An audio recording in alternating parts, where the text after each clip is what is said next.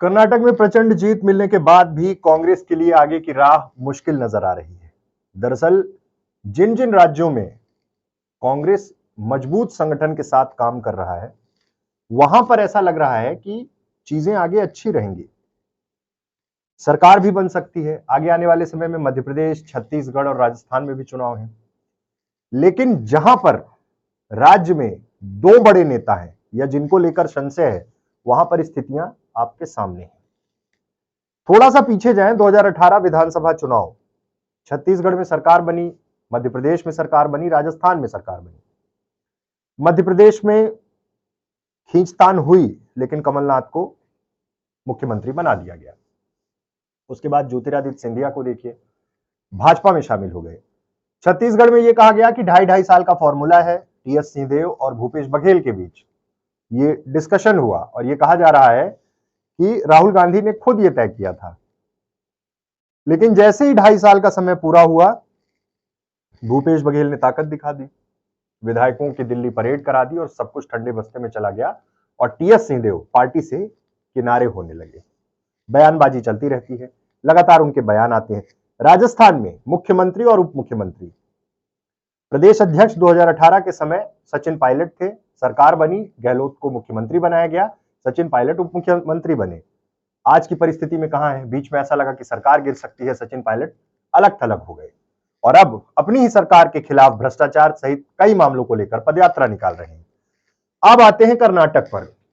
कर्नाटक में क्या परिस्थितियां निर्मित हो रही? सिद्धारमैया, जिनको लेकर पहले भी तमाम सर्वे आए कि जनता के बीच सबसे लोकप्रिय, लेकिन संगठन को किसने चलाया? संकट मोचन कौन बना? डीके शिव कुमार जेल तक गए। जेल में सोनिया गांधी उनसे मिलने गई थी और उन्होंने इस बात को जीत के बाद कहा कि मैंने वादा किया था कि कर्नाटक चुनाव जिता कर लाऊंगा। कर्नाटक चुनाव में जीत हुई। अब शुरुआत यहां से होती है कि मुख्यमंत्री कौन बनेगा। डीके शिव कुमार और सिद्धारमैया के अलावा कोई नाम नहीं है, लेकिन दावेदारी शुरू हो गई, लॉबिंग शुरू हो गई और लोकतांत्रिक तरीका, विधायक किसके समर्थन में है, जिस तरह से कांग्रेस करती है, सब कुछ सामने है। लेकिन 2024 का चुनाव भी है और अभी सब कुछ व्यवस्थित ढंग से तय करना कांग्रेस के लिए एक बहुत बड़ी चुनौती है। और यह चुनौती कैसे, इस चुनौती से निकल पाएगी कांग्रेस, ये बहुत महत्वपूर्ण होगा। कहा जा रहा है कि ऐलान जल्द संभव होगा कि कौन मुख्यमंत्री होगा, लेकिन सिद्धारमैया के नाम पर लगभग सहमति बन सकती है। 50-50 के फॉर्मूले पर तैयार नहीं है, सिद्धारमैया भी नहीं तैयार हैं और डीके शिव कुमार भी इस फैसले पर इसलिए तैयार नहीं है कि या तो इसका विधिवत ऐलान हो जाए कि पहले 2.5 साल सिद्धारमैया रहेंगे, उसके बाद मैं रहूंगा।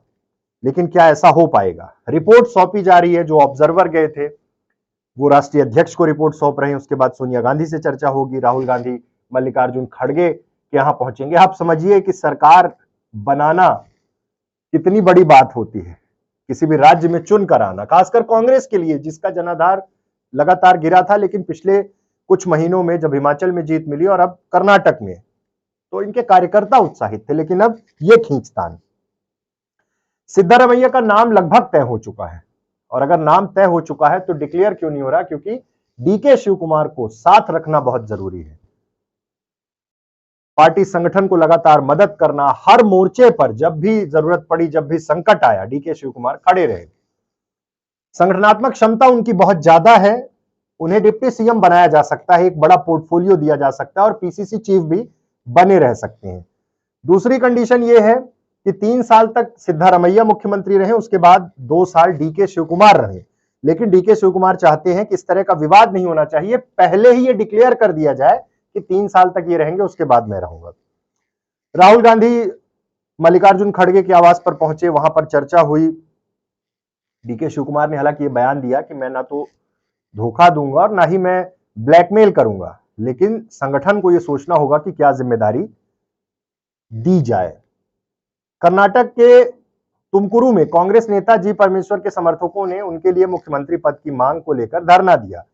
कर्नाटक के नेता बीके हरिप्रसाद ने कहा कि ऑब्जर्वर की रिपोर्ट के आधार पर कांग्रेस अध्यक्ष फैसला लेंगे, कोई देरी नहीं होगी, इस प्रक्रिया को हम फॉलो कर रहे हैं।